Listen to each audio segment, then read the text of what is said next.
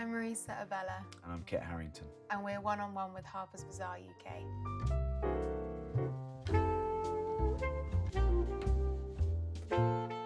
What drew you to industry? The money. No, what drew me to industry? I loved the show beforehand. I thought there were some very strong actors in it and some very strong writing.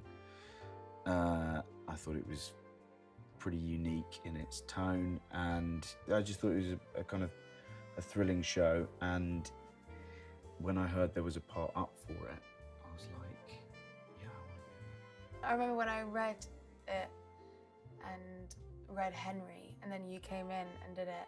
Like after day one, I was like, this is so fun. Yeah. This is so cool. He's a pretty, like, when they pitched that character to me, Right. I was like, oh yeah. Oh yeah, I've met a ton of them. Yeah, good, I could do that. What has industry taught you about human nature? I guess the thing about our job is that you don't really ever work behind a desk, that we never sort of have that kind of life. Whereas doing a TV show like industry, you actually do sort of sit behind a desk for 6 months and like have a job where you're coming in. It taught me stability in a way. I know the show industry, in terms of what it taught me about human nature, I guess like people can be ruthless and people, all of those kinds of things, but it's the most stable my life has been as an actor. When you're working on a job like this for 6 months, it kind of taught me the opposite of what the show probably teaches people when they watch it. I think, God, I hope that this show, in its depiction of people and humanity and human nature, I hope to God isn't accurate really in many ways. But then I met a banker, an ex-financial guy who used to work on the trading floor, who was a fan of industry. And I said, so it's a bit exaggerated, right? And he went, no. Right, yeah. No, it's not. He said it's ruthless. It's really, really ruthless. Because I think as well, in most other jobs, you know, money is a byproduct of the thing you do. Like you do something else and then you earn for it. Whereas in finance, money is the thing you're doing to also make money. It's all money. It's only money. What was it like to join an established cast? How did we make you feel welcome? It was very nerve-wracking, actually, joining an established cast. It's not something I'd done before. It's something I'd witnessed on Game of Thrones, was having people come in and join the cast I was established in. So doing it myself was strange, actually, and nerve-wracking because, you know, as you will know, like if you've been offered a role and you haven't taped for it, in this case I didn't, you're stepping on where they've entrusted you with one of their babies, and you could step on and just ruin it. Drop it. Like completely drop the baby on its head.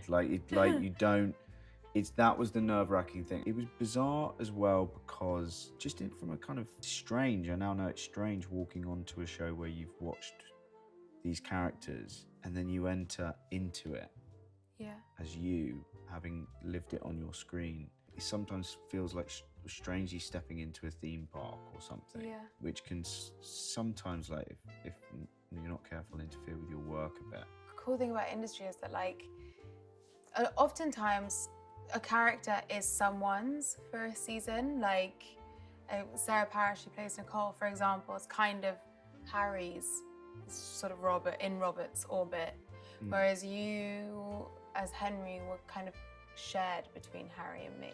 Yeah.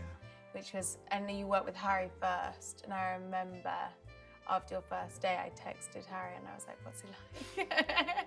He's like, he's great, you're gonna love him. How would you describe industry season 3 in 3 words? I was asked this the other day and I said hard, fast and big, and then I watched that interview back and I was like, oh my God, I really didn't mean it like that. So what I meant by hard, I'm gonna explain myself, was like tricky. Mm. I think it's more painful to watch than the other two seasons. Not necessarily in like an anxiety setting. I think it's always been painful to watch in that sense, and it still is. But I think you're watching these people make mistakes that have slightly higher stakes now. The mistakes that they're making aren't necessarily just like it's going to end their romantic relationship, or it's going to end, or it's going to mean the bank loses a bit of money. I think that it's really affecting who they are now. The choices that they make are having implications on their character that make it slightly more difficult to stomach. I think that's what I meant by harder. I do think it's fast, I think, especially in like episode 4, for example. It's like breakneck and it's just hardcore. And then big, I think it feels more epic. I think it feels bigger than the other two seasons. What do you think draws Henry to Yasmin? I think what Henry sees in Yasmin is someone who understands his world, right?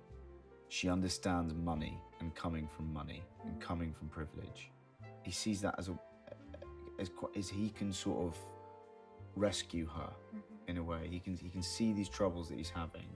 He can swoop in as this sort of knight in shining armor as he sees it. And he finds that alluring, being the savior. Yeah. And he can also go, come into my world. It's all wrapped up in self, really, a bit. Yeah, he obviously fancies her, but I think it's all driven a bit by his own ego. Yeah.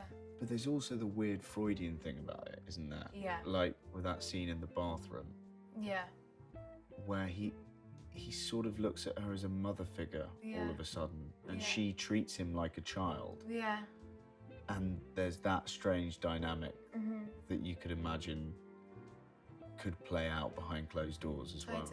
Yeah, which is, there's a bit of kink in there. For sure. Yeah. So do you think she comes at it from a place of domination, straight from the get-go, of going, I'm going to control the bits of this I can control? I think so. Yeah. Yeah. Yeah.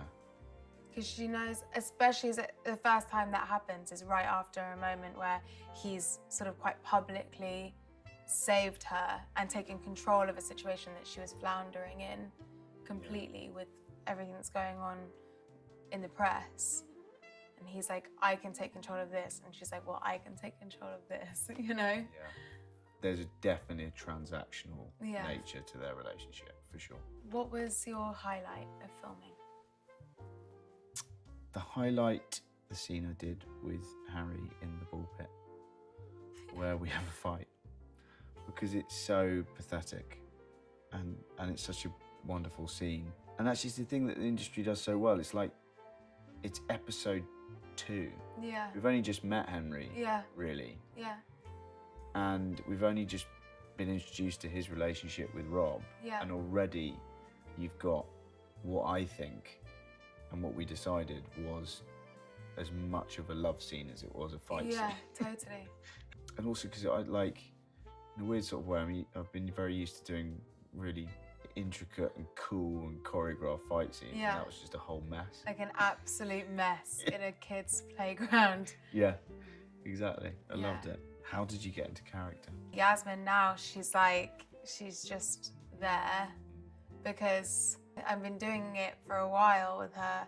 Thank God, in a way, you know, I finished shooting something else and a week later I was onto this and it was like, it's just like, she just needs to sort of come forward. I know what you're talking about. I've been in a recurring TV show for years. Yeah. And there's something really strangely comforting in the TV world about going back to something year after year and stepping back into that character and just knowing you've done the work for a whole season beforehand. You know who this person is, you know how they react to this situation. Totally. Yeah. You get a scene and go, oh yeah, I know how my character Says is in that and feels about that, yeah. And now I know the basics of what they would do. Where can I play within that? Totally. Where can I make different choices? Yeah. That's the really joyous thing about long form TV, I think, and being an actor within it. Thank you for watching. This has been One-on-One Harper's Bazaar UK.